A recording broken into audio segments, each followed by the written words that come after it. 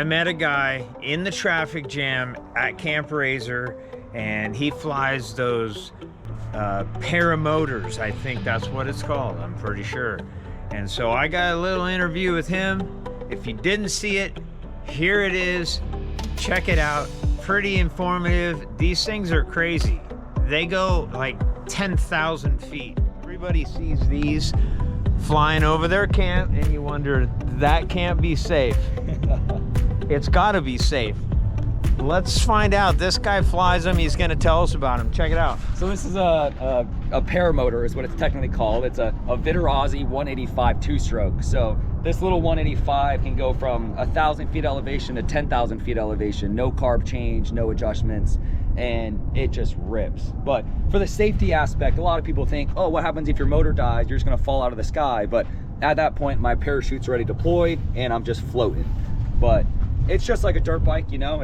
If you ride reckless, if you swoop close to the ground, it's scary. But so you got to shoot. Yeah, I have a reserve parachute, and then I have a main parachute that's inflated the entire time. So okay, that's the one you're flying on. Correct. Yeah. Gotcha. Correct. So that could potentially bring you down safely. Yes, 100%. If my motor dies, then I'm basically just free floating about 10 feet a second, coasting to the ground. Gotcha. And I've had that once before, actually, up on Comp Hill at Olds.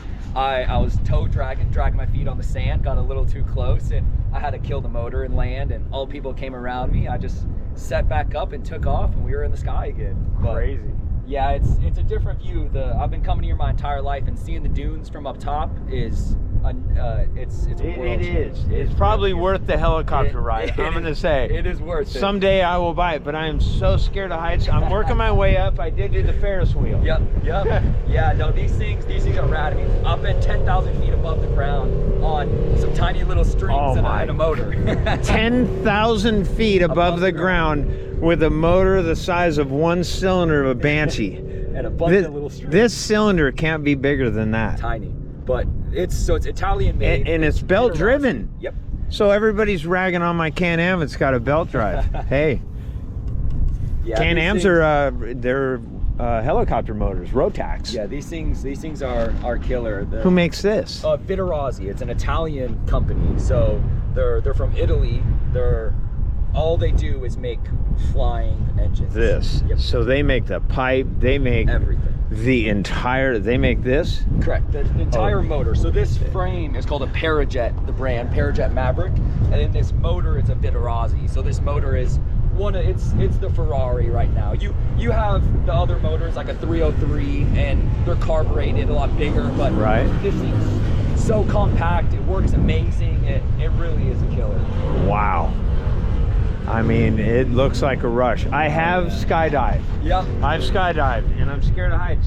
And that's what I do, is I look for things that scare me. Yep. This takes a lot of skill, though.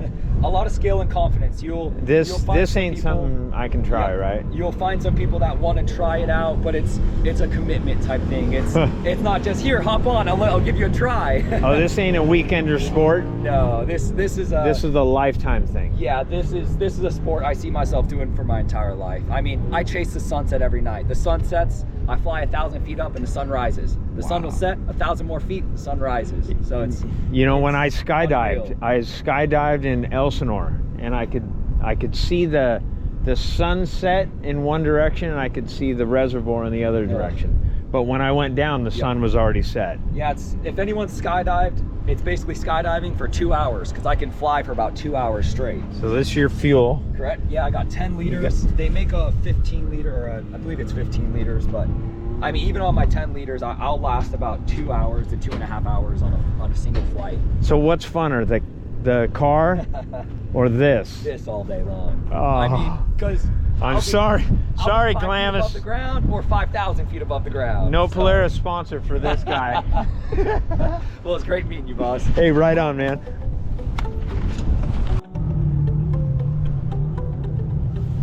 All right, this footage of the paramotor guy, first of all, he's sitting down, so it's not the same as the one with the backpack. But as a disclaimer, I was filming another video about my onboard air system, which you got to check that one out. And this dude flew right over me right in the middle of my video, so I'm using the footage. It looks cool. It's just not exactly the same. So, disclaimer. Pretty sweet, huh? I hope I can meet that guy again sometime. I got some questions for him because I got a picture of somebody that might be his dad from way back in the day before he was ever born in Glamis, and that man was wearing one of those Paramotors. So that was pretty cool. Thanks for watching, you guys. I really appreciate it. When I see cool stuff like that, I love to know about the details of these things we see that you just take for granted.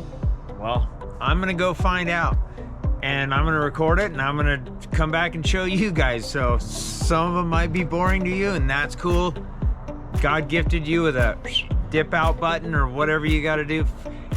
Tap it 3 times, it'll skip 30 seconds, then you don't have to hear me ramble. Like right now, you could just dip out. You know this is the end. Yeah. Anyways, thanks for watching, guys. I really appreciate it, and we'll see you out in the sand.